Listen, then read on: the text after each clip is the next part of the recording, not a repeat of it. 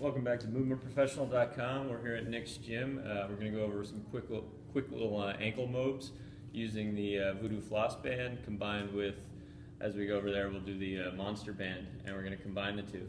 So first, you can use this Voodoo Floss band if you're not familiar with it. Just almost like athletic tape when you're wrapping around. You want to start distal more towards the toe, and you want to wrap it pretty tight. So if you were really trying to take your circulation and all cut it off, and that was say 100% tension, you're thinking maybe 50 to 75%.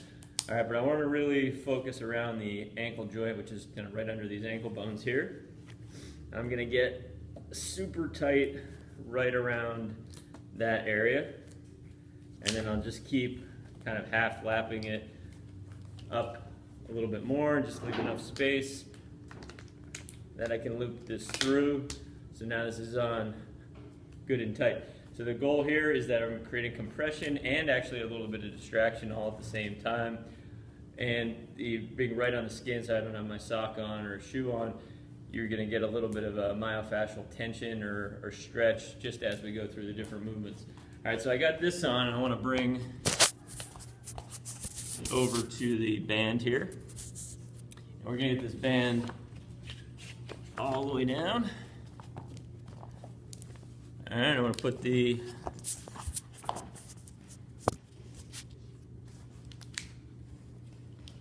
band right on the front part of the ankle. So I already got the pressure from the Voodoo band, and now I'm going to add a little bit of a directional force in a anterior posterior direction on the front of the ankle.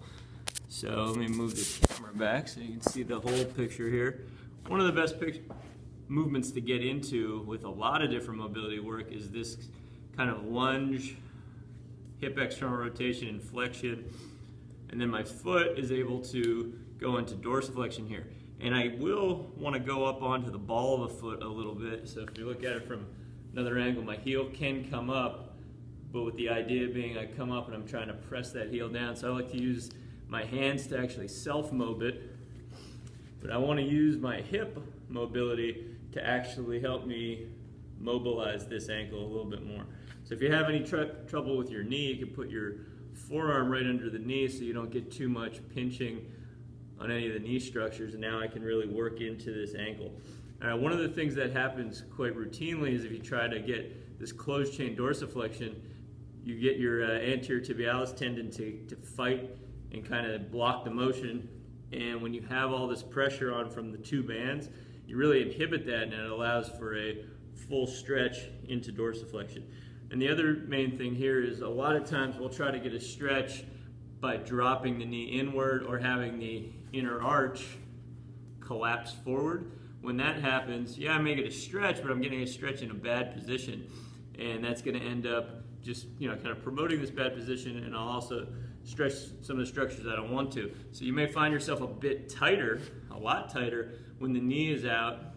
However, now you have your inner arch lifted, and you're actually stretching the ankle in the way it's necessary, because I can turn this into half of a squat there.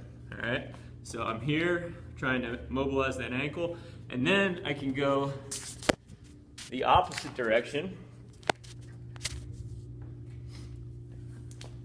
where I'm really pulling this back. Same idea, really get as much tension so you get that directional pull. Doing the same thing, but I'm going to get a lot more tension, myofascial stretch on that Achilles region. Still trying to move into this dorsiflexion.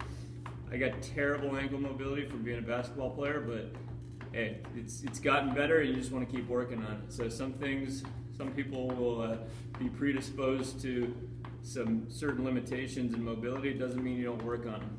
All right, so you can get the toes involved too. Start curling them there. Now I'm lifting the arch. I feel more of a stretch, so there's a bit of an active release. Just moving. Hang out here about 2 minutes each position. I can start mobilizing the heel or calcaneus if I feel like I need to bias that, and just trying to push that heel down.